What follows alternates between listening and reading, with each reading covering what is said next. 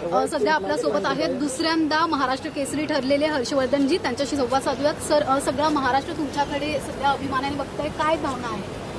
खूप अभिमान आहे, कारण हा किताब मी महाराष्ट्र केसरी किताब हा दुसऱ्यांदा जिंकलोय, तर खूप अभिमान आहे. मला पण स्वतःचा अभिमान आहे की एक खेड्यातून येऊन मी हा महाराष्ट्राचा इतका मोठा असलेला किताब मी जिंकलोय तो.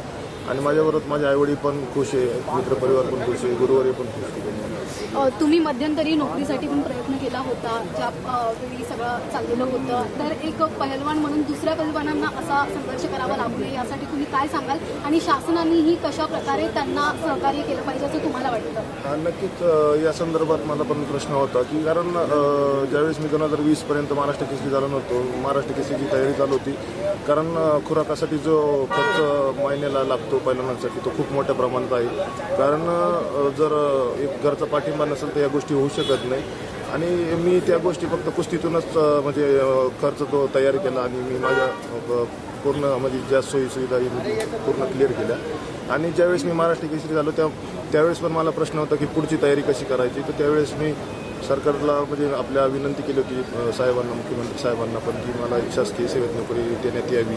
ती त्यावेळेस पण मी विनंती केली होती. त्याच्यानंतर पण तो काही माझा प्रश्न सुटला नाही. मी माझ्या मेहनत चालूच ठेवली, आणि आता 2026 आलं ते तोपर्यंत माझा संघर्ष चालूच होता त्या गोष्टीचा. आणि आता 2026च्या आधी पण मी जे बी करत होतो ते फक्त माझ्या कुस्तीच्या जोरावरतीच म्हणजे करत आलो, म्हणजे मानधन मिळत गेलं त्याच्यावरती करत आलो. आणि पुन्हा मी करून दाखवले की 2026 पर्यंत पण मी आहे, आणि मी महाराष्ट्र केसरी बनवू शकतो, आणि अजून पुढं पण कुस्ती करू शकतो. पण माझी एवढीच खंत होती की महाराष्ट्र शासनाकडे मी जी विनंती केली होती ती माझी इच्छा पूर्ण व्हायला लागत होती, ती आत्तापर्यंत पूर्ण नाही झाली.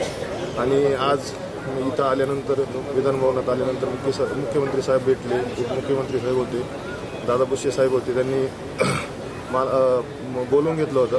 आणि त्यांनी मला एक आश्वासन दिलं की लवकरच तुमची जी मागणी आहे ती लवकरात लवकर आम्ही शासकीय सेवेत रुजू करून घेण्याची आम्ही पूर्ण करू. धन्यवाद.